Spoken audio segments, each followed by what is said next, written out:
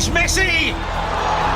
It is the cleanest of clean finishes from the best on the planet. It's time for the biggest sports stories. Liverpool, the champions of Europe, are top of the world. The biggest interviews. That such a great spectacle is ruined by such thuggish behavior. And all the analysis right here. He's the one player that has the arrogance to think that he can play in any stadium in the world and any pitch in the world in front of any player in the world and take them on.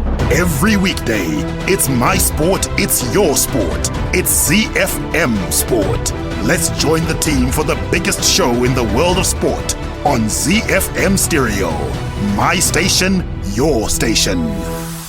It's a very good evening, Zimbabwe. It's a Tuesday evening, Topic Tuesday here on ZiFM Sport. The team is here, in place, and ready to go. At Mike Madoda is here. At Gazaman14, that's Alois Bunjira. He is here at Simba Neuta. That's Simba Fupa Jenna. At Shonta Firenyika is here. And I'm at Barry Manandi. Those are our social media handles in case you wanted them. We're also available on at ZiFM Sport. What can you look forward to on the show today? Well, on the home front, Highlanders are set to receive 30% of the proceeds for any future move that their star, Prince Dube, will make after the forward signed a 2-year deal with Tanzanian giants Azam. In international sports news, we have our staple, the Formula One report, which is proudly brought to you by Zamoko, where McLaren's Carlos Sainz maintained his 100% record of scoring points at his home Grand Prix after finishing 6th at the Circuit de Barcelona, Catalunya, with one of his most assured drives of the season, ahead of a Ferrari and a Red Bull.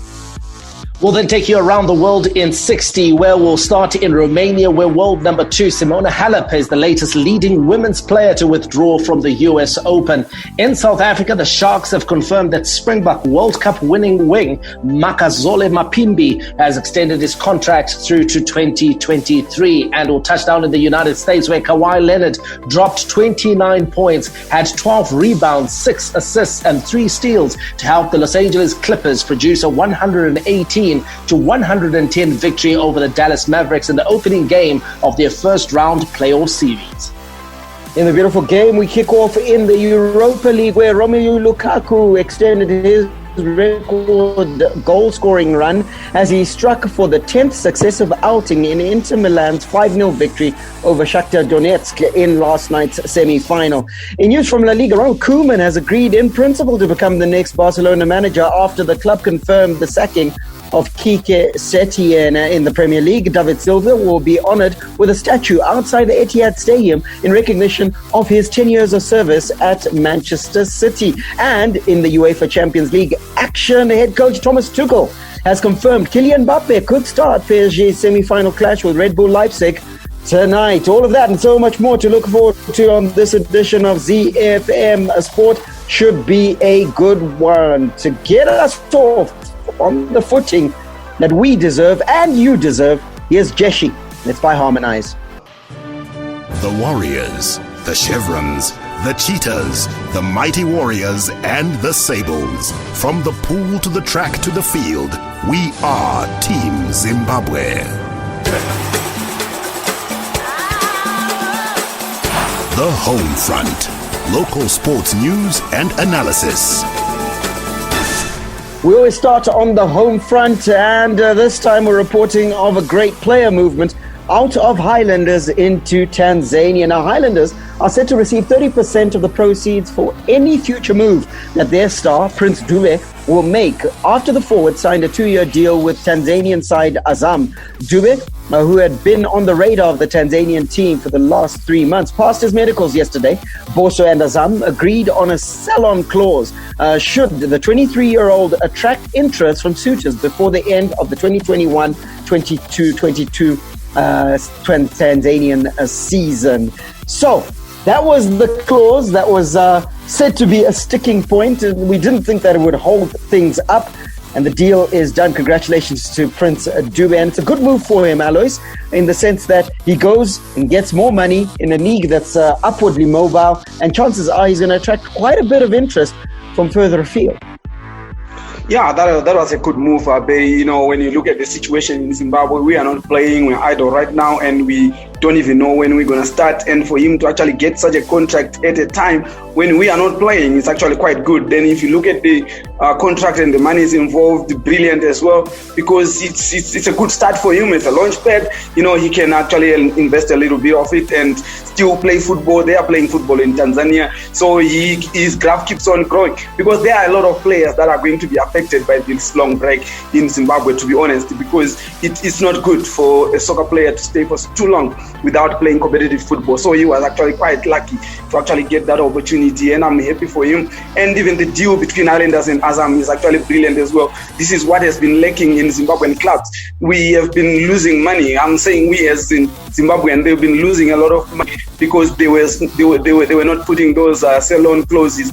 And if you look at the situation, Knowledge and so on, of them, the Nyasha Mushekwis and them, there were no sell-on clauses that clubs could have made money. That's football business for me. When you talk about football business, this is actually the greater part of football business. When you invest in your players, then you recoup when the players are bought. So I think that was brilliant for Highlanders, and well done to Azam as well for agreeing to such a deal. It actually shows that these are two professional clubs that know what they're doing. And for Prince Dube, I'm happy for him, and I hope that this is a springboard for him to go overseas, because here we're not playing, like I'm saying, and he didn't do well in South Africa as well. So he can actually do well there. It definitely should be a springboard, Bunj, because you look at the Tanzanian league. I think we've been hearing good noises coming out of there for a very long time. And Mike, in truth, for a player Mike, who was actually honed his skills at Highlanders. I say honed his skill. He was nurtured by Highlanders.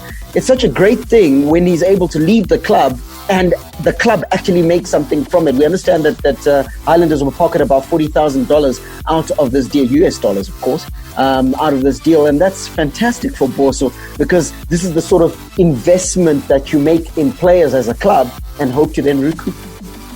Yeah, absolutely, Barry. And I think it's important that teams that realizing some sort of reward for the fruit or some sort of fruit for their labor. They've invested quite a bit in Prince Dube since he was a teenager to the player that he is now, who's probably the most outstanding attacker that we had in the Council of the Premier Soccer League, and certainly Highlanders' best player. That he goes and they're able to pocket 40,000, 50,000, some people are reporting, is a good thing for Highlanders, especially in this economy, Barry, where resources are very it's very difficult to get money, especially in foreign currency, and this money can be invested in other areas of the club to keep the club ticking over. As we know, the financial model of the big clubs, the big community clubs here in Zimbabwe, very much dependent on fans.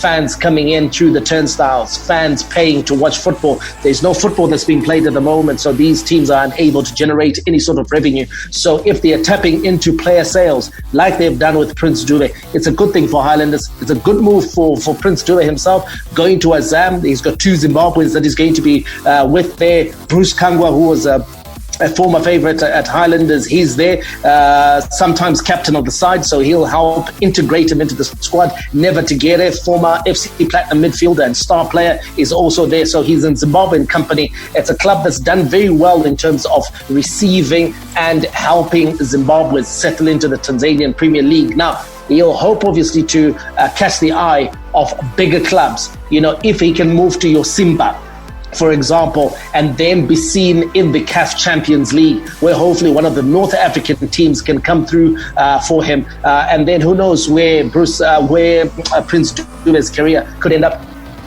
Yeah, and he could end up quite at some of the stellar names in world football, we hope, certainly as Zimbabweans. But there's a player, Simba, we said Simba Pupajana is here. Sims, he's a player who, he had a brief stint out in South Africa. It didn't quite work out, came back. He had trials in China. We understand he was primed for trials in France. So for me, he's a player who's now been through the fire and he's come out well refined.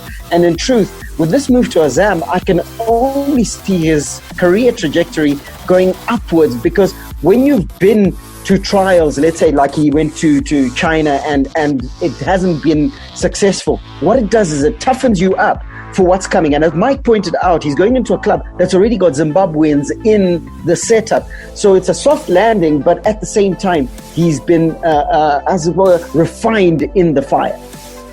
True. And I guess what I also liked about Mike's take in terms of his that particular trajectory is that it's mostly based on the continent. I think there's an easy temptation to then kind of jump the gun a bit and then assume that because he was linked with trials to France and all sorts of other clubs that maybe he's already that good. The fact that he hasn't necessarily made the cut even in China or even in South Africa, I think kind of also gives him a realistic picture of where he's at the moment. He's gone to Tanzania, which means there's a market for him at his present level of development. It didn't work out at SuperSport United. I don't think he even made an appearance once. I think even when that particular deal came, a lot of people were very happy, but also a bit cautious in terms of whether they would get any chance. Unfortunately, that chance didn't materialize. This next route as well of continuing to offer him to different markets and seeing where you'll actually land, I think is a good one, and give that measured sort of approach to what the expectations may be. If he grabs the chance that's being offered to him by Azam, then by all means, the next step would be to get into a team that's got a bigger profile and then keep grinding it out until perhaps he makes that move off the continent. But for me, even if he stays on the continent and makes a good fist of it, it will have been a good career for him.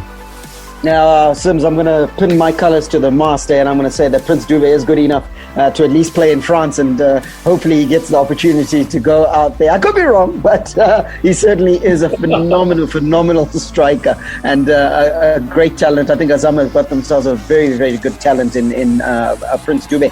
And Tanzania as a league, Alois, we've seen it move in leaps and bounds, and they started some years ago attracting some of the best and the brightest out of Zimbabwe. They've continued on that trajectory, but now they're attracting more from around the continent in other countries and markets as well. Tanzania is certainly on an upward trajectory, and it just puts into stark contrast where we are as a footballing nation. Yes, Barry, you're very right. When you look at Tanzania, they started a few years ago. I think it was triggered by the government itself. The government started encouraging football. I think they realized that football is a very unifying sport and it brings people together, and they started promoting football in Tanzania. And obviously, it's a promotion of their own country as well. When their teams do well, they started encouraging business people to come into football and invest in football. The government itself started building the stadium. They've got a swashbuckling stadium right now. So this is all part of a nationwide drive to actually bring Tanzania up to standard with the other top African nations, and they have done well. So it all takes goodwill from everybody, all stakeholders, and we are now seeing a change in we're seeing now their teams in the Champions League. They are actually getting into the Champions League group stages as well, and we are now seeing a lot of foreign players that are coming in from other African nations into the Tanzanian league. It can only improve the Tanzanian league, and before we know it, we are sitting here saying that Tanzania are not better than us, Somalia are not better than us, Car is not better than us, but these nations are moving forward, Barry. They are moving forward, and we are staying behind. And I'm telling you right now, we are not going to catch up Tanzanian league, and not anytime soon. Yeah, and look, some of those conversations are a little unfair when we start comparing ourselves and saying our football is better than this, that, and the other. I think what we need to do is focus on our football. As you point out, Tanzania having a fantastic swank new stadium that has witnessed many swashbuckling performances, no doubt. Nonetheless, one of our swashbuckling players, Prince Dube, he's out in Tanzania now, and we wish him very, very well. Hi, I'm Trevor Nyakani, the Blue Bulls and Springbok prop, and now you're listening to ZiFM Sports. Right, let's give you a local sports news update, starting with rugby. And the news is that German-based former rugby player Manase Sita, who switched allegiance to the European country 2 years ago, has officially hung up his boots. Sita represented Zimbabwe in the 15s and 7s format from 2006 until 2016 before he changed his loyalty to Germany in 2018. He featured for Germany in 7s from 2018 until early this year. The 33-year-old played his final game on Saturday when he took part in a North versus South Sevens tournament in Germany. He feels that he has nothing to look forward to in rugby since his dream was to qualify for the Tokyo Olympics as well as World Rugby 7 Series with Germany, something he will not be able to do. Cricket news: an Australia-based sports equipment company, Gabba Sporting Goods, has donated thousands of dollars of brand new cricket gear to Grassroots Cricket, a cricket charity which uses sport to assist youngsters in Zimbabwe. The donation includes bats, balls, pads, gloves, and even 2 artificial grass pitches, which will be sent to Hatcliffe, a disadvantaged community which is north of Harare, to boost cricket programs. The donation was recently presented to Grassroots Cricket directors Tawanda Karasa and Charles Ngube by Gabba Sporting Goods owner Mark Gaskell in Brisbane, Australia. Let's wrap it up with some school sports news. And school sport is reeling this year after being halted by the COVID-19 pandemic. Some of the competitions affected include the country's biggest schools football tournament, Copa Coca-Cola, the Tanganda netball competition for the under-17s under the Stella brand, as well as the Proton and Surrey boys under-20 football tourney. National Association of Secondary School Heads and National Association of Primary School Heads Athletics Interprovincials meet have also been affected. Some of these events are used to select teams for different age groups that compete at regional events such as the Confederation of School Sport Association of Southern Africa. NASH President Arthur Maposa said there's very little they can do under the present circumstances. Hi, this is Mike Madoda, and you can catch me and the team for all the latest breaking news out of the world of sport, local as well as international, on your favorite station, my station, your station, ZiFM. We are Z-Team on ZiFM Sport. Z International Sports News Roundup, where the world comes out to play. From sunny Melbourne to the streets of Monaco, the deserts of Bahrain to the jungles of Brazil, get up to speed on the Formula One Report. The Formula One Report is proudly brought to you by Zimoco, the home of F1 brands Mercedes-Benz and Alfa Romeo in Zimbabwe. Zimoco, specialized service for special brands. Fittingly, we start with congratulations to Lewis Hamilton and Mercedes on another fantastic win at the Spanish Grand Prix. Our team is on fire, and this week we are talking about our Fiat Fullback single cab pickup. It is designed for you and your work. The new Fullback is one of the first pickups in the world to be equipped with an all-aluminium engine, lightweight and power guaranteed. Its towing capacity can reach up to 3,000 kgs. While it is powered by a 2.5-litre turbo diesel engine, which generates 113 kilowatts of power and has a 5-speed manual transmission, the Fullback is equipped with a wide range of devices as standard to guarantee maximum protection and safety for the driver and passengers, including airbags, air conditioning and electric windows. Furthermore, it has a ground clearance of 200 millimeters, which makes it a perfect workhorse for any job on farms or in the commercial sector. And with a spacious reinforced cargo bed and heavy-duty suspension, it will stand up to even the heaviest loads. Mikey, I think with that description we can call this the Trent Alexander-Arnold of pickups, because Absolutely. It is called the Fullback after all. I bet you there's a bit of speed as well, Baz. There we go, because the fuel consumption on the Fiat Fullback is an impressive 7.8 liters per 100 kilometers. Excellent quality, amazing engineering, and extremely well priced. The Fiat Fullback single cab really gives its competitors a run for their money. Visit our Zimoco showroom in Borrowdale to check this amazing single cab pickup for yourself. Price includes first free service at 10,000 kilometers and warranty of 3 years or 100,000 kilometers, whatever comes first. Stay tuned for so much more. Z. Right, let's get into the motor racing news. Formula One, McLaren's Carlos Sainz maintained his 100% record of scoring points at his home Grand Prix after finishing 6th at the Circuit de Barcelona, Catalunya, with one of his most assured drives of the season ahead of Ferrari and a Red Bull. A switch of chassis and exchange of power unit had already appeared to have improved Sainz's performance earlier in the weekend as he took 7th on the grid in qualifying. From there, he produced a robust race performance resisting the faster Red Bull of Alex Albon with some brilliant defensive driving before eventually coming home in position 6 ahead of Sebastian Vettel's Ferrari and Albon in position 8. Now, Sainz couldn't help feeling a tinge of frustration after failing to pip the racing point of Sergio Perez for 5th. Yeah, good afternoon. Particularly with that 8 points, I think finally it's a bit of a relief for me after such a long stint of getting a very long run of bad luck, but pit stops. So also for the guys, I think it's a confidence building race, getting the strategy right, the pit stops right. I'd like to thank the whole team also, because of obviously an engine change also makes a bit of a difference.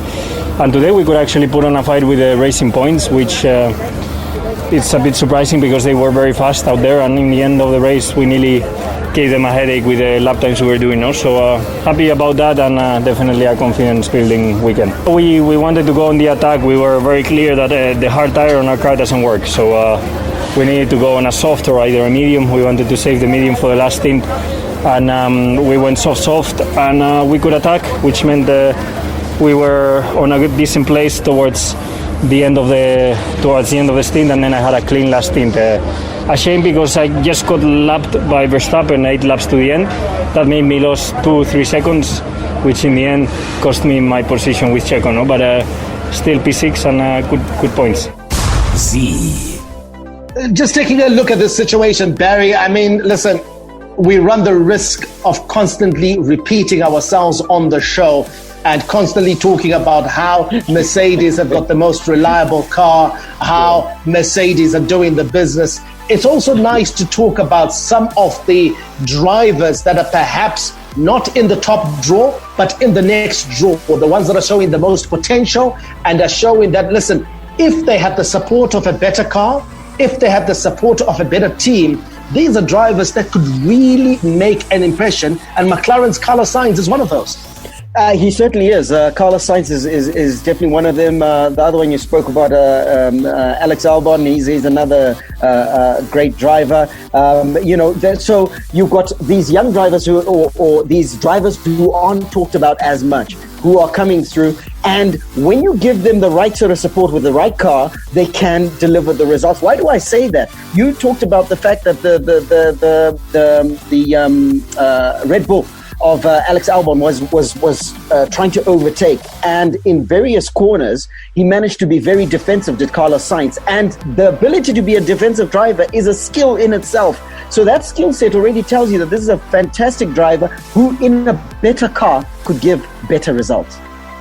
Simba, let's talk about broadcasting just for a minute, because they almost seem to be two races that are taking place in any one Formula One Grand Prix.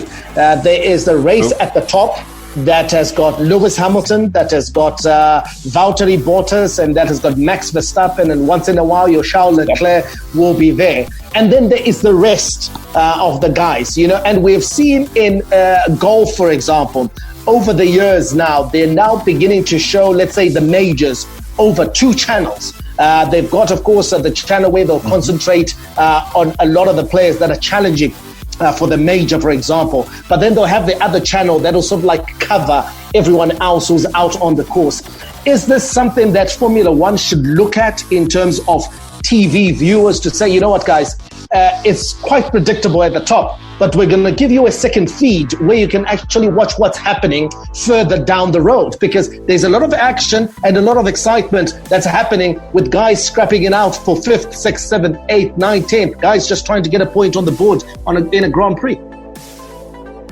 I would agree, and I think that would actually maybe even broaden the viewership base, because the subplots and the narrative that they could then extend from that additional feed, I think, have a lot more intrigue than now. Unfortunately, we know what's likely to actually generate more clicks is if the Mercedes doesn't score points. If there's a do not finish, that's what's going to generate more intrigue, because we know for a fact that they've got the best car, they've got the better drivers, but the best driver, so there isn't much that you can spin out of that. However, after having watched, I think there's a documentary called Drive to Survive, where they dug into some of the narratives that come through from these other smaller teams. the struggles they have to put an engine together, the struggle they have to even just to make sure that they're part of that top 4, not necessarily the top 3, but just to get into that 4th sort of slot. I think there's a lot more that they can actually spin around from that angle. So I think I like that idea. Hopefully someone else is listening in the upper echelons of Formula One. If you've got some American connections, Mikey, you could actually at Liberty Media.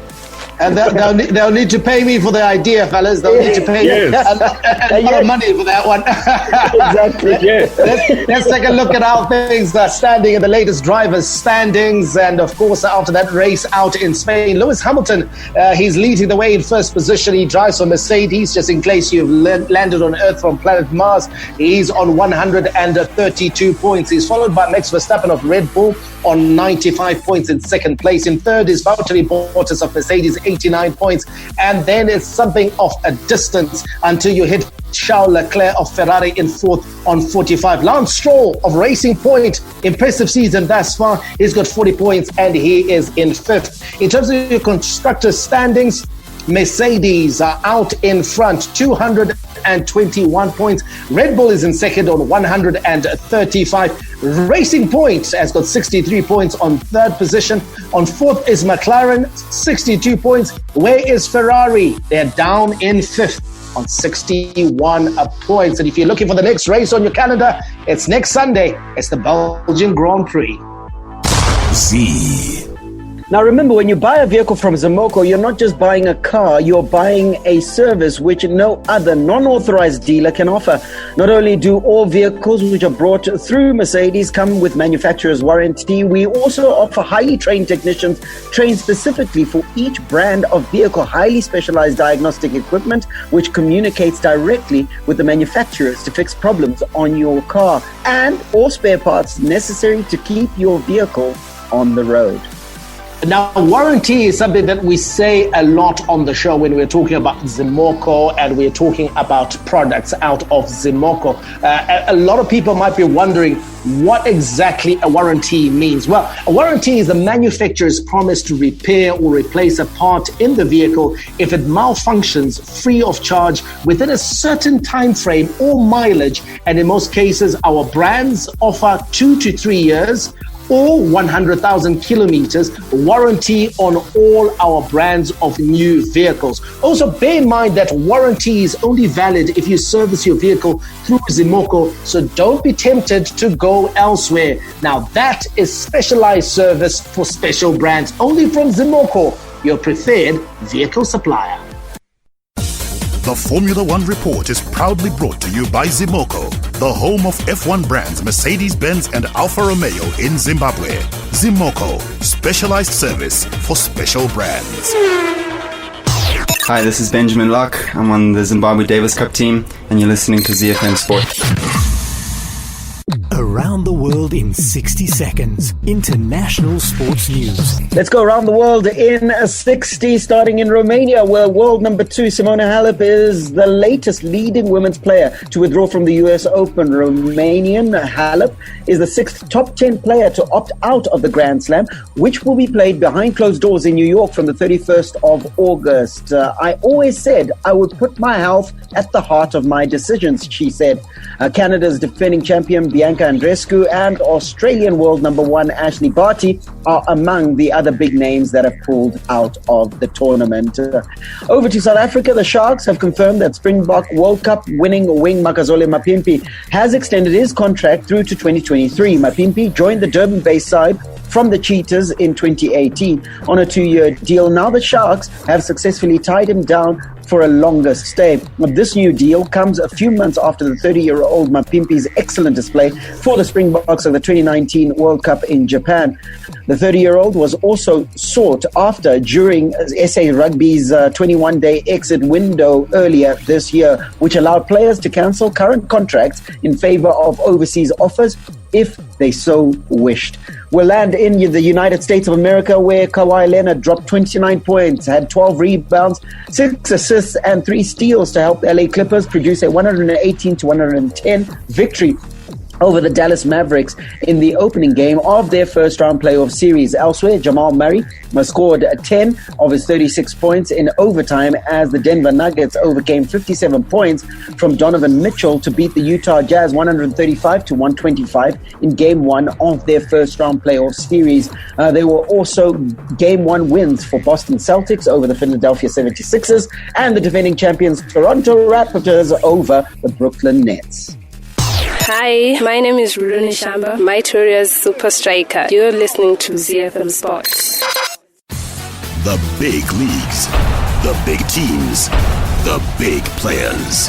The beautiful game on ZiFM Sport. Kick-off in the beautiful game is in the Europa League, and former Manchester United striker Romelu Lukaku extended his record Europa League goal-scoring run as he struck for the 10th successive outing in Inter Milan's 5-0 victory over Shakhtar Donetsk in last night's semi-final. Belgian forward Lukaku scored twice late in the second half as Inter qualified for a first European final since winning the 2010 Champions League under Jose Mourinho. Internazionale will now face Sevilla for the title on Friday in Cologne. Let's hear from Lukaku. Yeah, I think the team is doing well. Personally, everybody's trying to do their best. We worked really hard, in the little camp that we had. It was tough, but I think now you see the results of the hard work that we put in physically and tactically. Everybody is at 100%, and we can keep going, so it's a good thing. I think we knew that they were really good in combinations, short combinations, and as long as we kept it, the center of the defense closed, I don't think we would have any problems because the physicality of us was a bit too much for them. But then in the second half, we came through. We showed our power, and our patterns of play really disrupted them a lot. I think at the minute everything's going well, but we're still fighting. There's one more game to go. I think records are nice to be broken, but at the end of the day, we're here to win, and I think the team that we're going to play against are the favorites. So we just have to make sure that we prepare ourselves really well. We recover tomorrow, and then we prepare ourselves. Romelu Lukaku increasing his tally in his debut season in Italy with Inter to 33 goals. Now that's one shy of the great Ronaldo's mark in his first season at the club when the Brazilian led the Nerazzurri to the 1997-1998 UEFA Cup title. Why then, Alois Munjira, do we have Lukaku suffering so much disrespect as a striker? Yeah, I don't know, Mike. We know that he is a leader goal scorer. He has never disappointed. He has been a 20-goal plus striker since he exploded. He started from Everton. He went to Chelsea. He has been scoring goals, guys. But I don't know. People expect. I think they look at strikers. People prefer strikers that are like your Ronaldo, the Brazilian. They want those strikers like Neymar. They want some, those ones that are silky. But I think he is his own type of striker. He plays football to his strength, and when he gets into a team that plays football to his strength, he always delivers. So I don't know why he gets so much disrespect. But some of us, we are football fans. We actually respect him so much, and we actually think he is leader. And we bemoaned the release when he was released from Manchester United. We actually talked about it. That one, he is the one that gives Manchester United an extra dimension. Should things go tight, they have another avenue to actually score goals through Lukaku. So I'm not sure why they do that, but I think he has proved a lot of people wrong. He has been his best ever season in professional football, and that after being rejected by Manchester United, I think it's actually good for him, for his confidence, and I'm happy that he did that. And for those that have doubted him, I'm sure that they're eating humble pies right now. Barry, is it that the modern day fan really doesn't know the difference between a number 10 and a number 9? Because when you take a look at Lukaku has got all the attributes of a centre forward, and you go back to players that we saw in previous generations, your Christian Vieris, your Alan Shearers, your those strikers of that nature. Lukaku is exactly that. He's not going to dribble past 3 players. He's not going to flick it or do this and that, but he knows his way to go. Absolutely, and the man you compared him with at the start of this discussion the great Ronaldo. Those were your number 9s, and he's exactly that. All the attributes: a strong man, big man, got speed, got the finish. As we saw last night, he's a fantastic finisher. So you play your football and keep him as a box player. He's going to deliver results. Don't ask him to be a Bobby Firmino. He's not that. He's not a number 10. He's not a false 9. He's a number 9 who plays in the middle. And the teams that work him in that fashion, a la Everton, now Inter, they get the best out of Romelu Lukaku, and he's a fantastic finisher. A fantastic finisher. Now, Simba, let's go back to that game. Shakhtar Donetsk put away quite comfortably. The scoreline suggests 5-0. But for those that watched the game, Shakhtar had the ball. Shakhtar did all the playing. Inter Milan set back, hit them on the break, and in the end, it was a convincing victory. And it looks like this one here. This was a victory over tactics. This was tactics over style, because Shakhtar had the style, whilst Inter Milan's tactics were spot on. Yeah, and it was mostly about what either of the teams were opting to do when they had the ball. And so for Inter, they were very comfortable with allowing Shakhtar to do most of the frills and the bells and whistles. But every time Inter surged forward, it looked like they were likely to score or create at least a goal-scoring chance. And that was kind of different with the Shakhtar sort of approach. So it was a lot of stuff in those first 2/3. Come the final third, not much to get it. And as soon as they turned over possession, they were always kind of under threat. So I think the tactics definitely spot on from Antonio Conte. And if you would allow me, I think when you asked Alois why he's not, Romelu Lukaku is not getting the respect he deserves, I think part of it may also be about the timing, about when he's gotten to certain stages or clubs along the path. When he got to Chelsea, greenhorn, and didn't necessarily have the clout that people expected him to have. He moves over to a seemingly less popular club in Everton, delivers the goods, but unfortunately also then gets the pedigree of, he's only good like a flat track bully. At the same time, he's banging them in for Belgium. Belgium also rising its stakes within the global game. Still doesn't get the same sort of respect because Belgium hasn't necessarily won the tournament. Comes to Manchester United at a point where there isn't much creativity to surround to actually get that out and out number 9 lethal stuff out of him, and then suffers for that because the fans, like you said, can't tell the difference between a number 9 or a number 10. Shunted out to the right, which even ironically yesterday most of his goals were coming from that right flank, but he knows his way to goal. If he's given the right sort of service or a sort of a facilitating tactic, he will always bang them in. And right now, like you're saying, he's just one shy off the record for the great Ronaldo. He's continued 10 straight games scoring, so there's nothing else that he can do. They said he wouldn't do it at a top tier team. He's doing it now. I think this season has changed a lot of mindsets about him. Yeah, absolutely. And of course, the man that's bringing the best out of him is Antonio Conte, the former Juventus and Chelsea manager, who stands on the cusp of winning a trophy with Inter Milan after that 5-0 win over Shakhtar, which was the biggest margin of victory ever in a single UEFA Cup Europa League semi-final game for Shakhtar. That was their biggest defeat in Europe since being thumped 6-0 by Manchester City in the Champions League in November 2018. So the final is set. It's Internazionale versus Sevilla in Friday night's final to decide who will be winners of the Europa League. Now, news out of Spain is that Ronald Koeman has agreed in principle to become the next Barcelona manager after the club confirmed the sacking of Quique Setien. Barca officials are in talks with the Dutch FA over compensation, having made the Netherlands head coach and frontrunner to succeed Setien. Setien was sacked in a meeting with technical director Eric Abidal just days after the humiliating 8-2 defeat to Bayern Munich in the Champions League quarter-finals. A Spanish football expert, Graham Hunter, explains why Ronald Koeman is set to be appointed the new Barcelona manager this week to take over from Quique Setien. There's a really clear formula for explaining why they're talking to Ronald Koeman. Number one, it is absolutely clear that within the next year there will be presidential elections. The guy who is very well placed to win those, Victor Font, is absolutely committed to bringing Xavi. So just as when Bobby Robson took over at the Camp Nou, this is currently a one-year deal, a one-year shot. Koeman is being told that he can have a 2-year deal, which effectively means a year of work and what looks almost certain to be a year of compensation. And Tom, I'm really sorry to be on Sky Sports talking about Koeman not being in a job in a year time when his position hasn't been announced just yet. But the fact is that when the guy who's most likely to win these elections comes in, he's completely committed to Xavi. Xavi won't come in the meantime.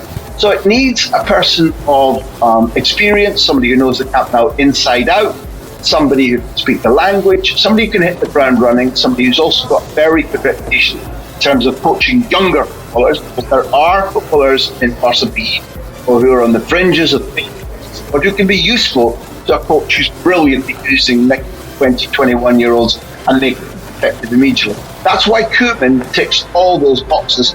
And it would appear, although I don't know how Barca fix this deal with the Netherlands, the KNVB, because he's the national team selector at the moment, it does appear that Koeman, who's been anxious for this job for nearly 20 years, is willing to say, I'll roll the dice, I will take over, I'll risk it only being a year. It's hardly surprising that Kike Setien has been fired, Alois, but a little bit of a shock that they've gone and taken a manager who was already in a job, but also a statement of intent. Yes, but I wasn't surprised that the coach was actually fired, because when you look at it, 8-2, by the time that they were scoring 6-7, you could actually see the faces of the Barcelona players, the faces of the coach. The writing was on the wall that this coach was a goner, and unfortunately it was so, because he has been skating on thin ice. This season, we could actually see that this is not the Barcelona that everybody wanted. They were not playing the good football, and even not winning the La Liga championship as well. I think it put a dent. So when he was fired, after this, no one was surprised at all. And the choice of Ronald Koeman, we thought, even when the coach was appointed, Ronald Koeman was also in the running, remember? And for them to actually go out there and get him, they know that they missed him the last time out, and they had to go and fetch him, whether he was fetched or not. The fact that they're actually going to pay compensation to Netherlands, it actually shows, like you said, the statement of then they wanted him, and obviously they want somebody with the Barcelona blood. And they looked around. As soon as Xavi said he was not yet ready, he was coming, it was only left for them to go and get Ronald Koeman, because they were not going to get Rijkaard. So I think he was the best choice, and they had to get wherever he was, contracted or not. Contracted or not, he was going to be the next Barcelona manager, and looks like they just start dotting the I's and crossing the T's at this stage. Mikey, and I want to drill down to the choice of Ronald Koeman, but step back slightly and look at the statement that came out of Barcelona upon the release of Kike Setien, where they said this is just one of a raft of moves related to changes in the first team at Barcelona. What sort of other changes are likely to come up around the Barcelona first team, you reckon? I think the changes, Barry, that are coming through will be around player recruitment. That has been spearheaded by the office of Eric Abidal, and we have seen or heard well documented, and I think it's been well documented over the last 2 years, the dissatisfaction that's come in from players like Lionel Messi around the perceived quality or lack of quality around him in that squad. So I think the player recruitment, I think Ronald Koeman is going to have a big say into who's coming in and who's going out in his quest to get Barcelona up to speed, because I don't think his rebuilding is really around trying to get Barcelona to immediately become the dominant force that they were, let's say under Pep Guardiola, or back in 2015 when they won their second treble under Luis Enrique. This is to make sure that Barcelona gets back to being a respectable side. First of all, competitive in La Liga. That's not going to be very hard to do. They finished, 5 points behind Real Madrid. And frankly, I believe that this is the poorest Barcelona side that we have seen in 14 years. So that Real Madrid won La Liga is not really a badge of honor for them, because to be honest, they had it to lose. Barcelona was woeful this past season, as they were, of course, put to the sword by Bayern Munich in the Champions League. Now, he faces also the discussions around Lionel Messi. And I know there are already rumors saying that Lionel Messi wants to leave. I am a bit... I don't think so. I don't think he's going to leave. I think he wants to leave, but I don't think he may be allowed to leave. Because I don't think Bartomeu wants to be the president that will have fingers pointed at him as the guy who let Lionel Messi leave. I think he's going to try and say, listen, I'll keep Lionel Messi until the election. The election has been brought forward to March, where a new president or himself will be given a new mandate.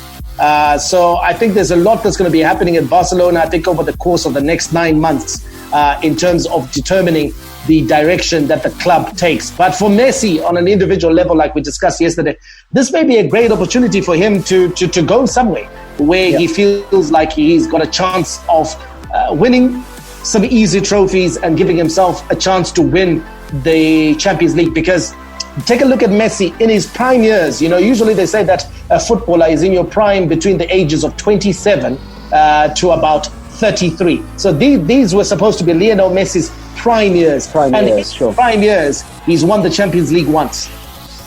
So that'll be a disappointing return for him, because he would have felt that in his prime he should have won it a bit more, you know, type of thing. So he'll want to go somewhere where he can win the Champions League.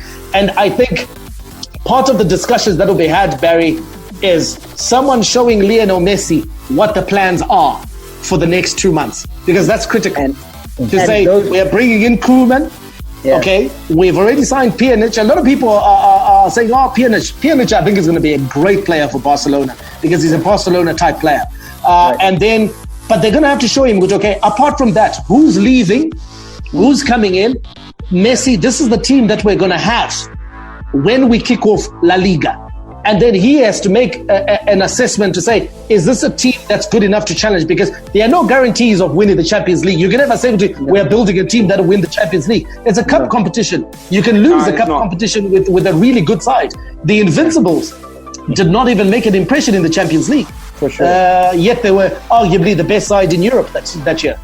So all of these complexities, and Mike brings another one, Sims, in the sense that the presidential election, you could probably say, is at the center of everything that's happening around Barcelona, and at the same time complicating everything, because Ronald Koeman's contract has been complicated by the election, because a new president coming in may want a new manager, and we heard noises around Xavi.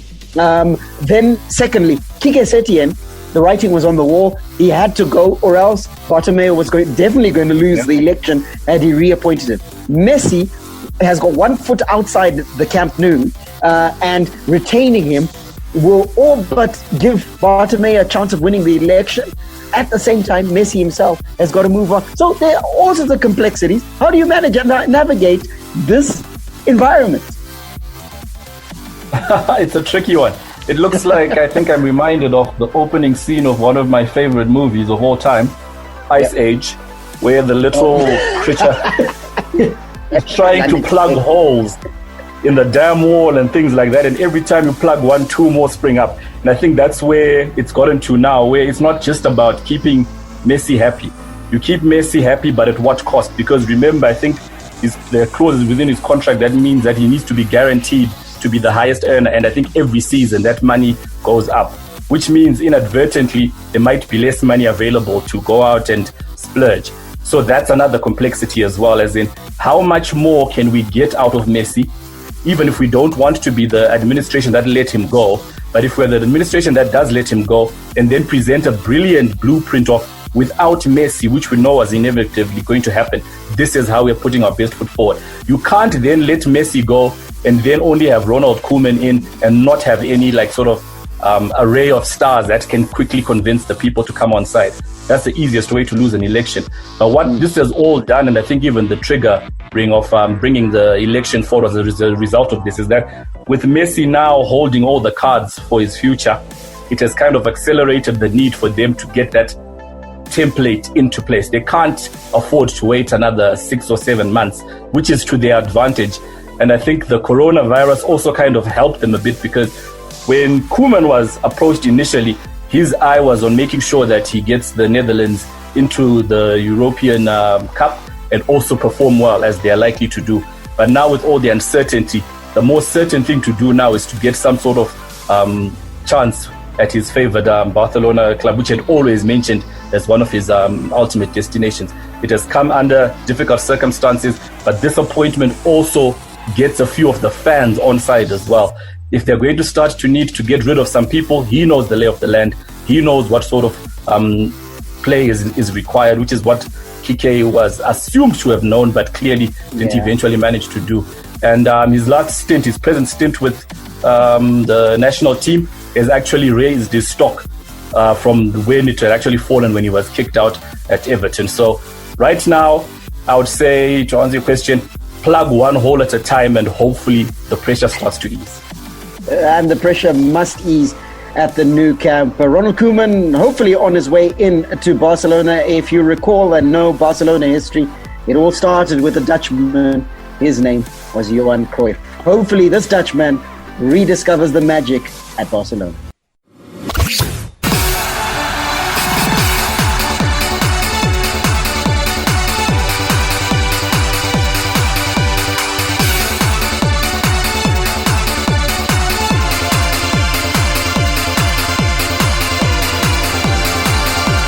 Right, just a couple of minutes before we wrap up the show, but enough time to get the predictions and the thoughts of the team around tonight's first semi-final in the Champions League. It's PSG of France taking on RB Leipzig of Germany. And of course, both teams involved in very dramatic and exciting quarterfinal matchups last week.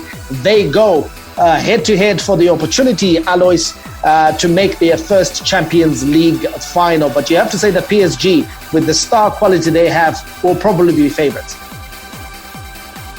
Yeah, Mike, I think Leipzig have done well. You know, I think the fact that they reached the semi-finals, I think is good enough. They can celebrate that. But they should be going out now, because PSG are too strong for them, and they're going to progress. For me, I see a PSG versus Bayern Munich final. That's what I believe. That's what I think. I well done to the 33-year-old Leipzig coach. You know, you don't get there, you know, that easily. But he managed to maneuver and get to the semi-final. Well done. They should celebrate.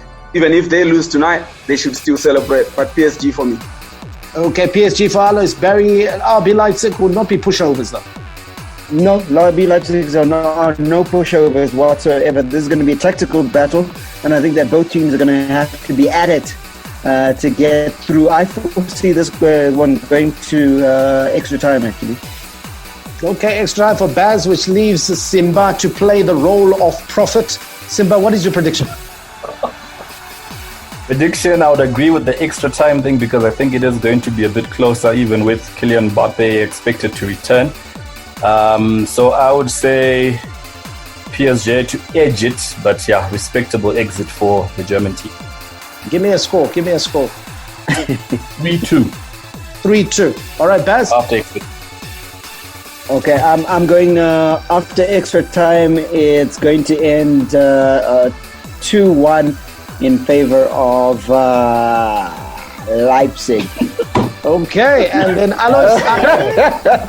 I'm sure Alois I'm 3-1 in 90 minutes. 3-1 in 90 minutes. I'm 3-1 in 90 minutes for PSG. Okay, those are your prediction, and we'll be back on the show tomorrow. Wacky Wednesday. And yours? We'll be building up. Yours, Michael. And yours? I'm going PSG 2-1. Thank you. Yeah, that's in 90. In 90. In 90 minutes, yes. Okay. Yeah, do join us tomorrow, of course. We'll be building up for the second semi-final, which will have Bayern Munich, who will look like the favourites, taking on Olympic Lyon. We'll catch you then. May God richly bless you. That's my story, and I'm sticking to it. Menande, out. And it's Messi! It is the cleanest of clean finishes from the best on the planet. The biggest sports stories. Liverpool, the champions of Europe, are top of the world. The biggest interviews. That such a great spectacle is ruined by such thuggish behavior. And all the analysis right here. He's the one player that has the arrogance to think that he can play in any stadium in the world and any pitch in the world in front of any player in the world and take them on. Every weekday, it's my sport, it's your sport. It's ZiFM Sport on ZiFM Stereo. My station, your station.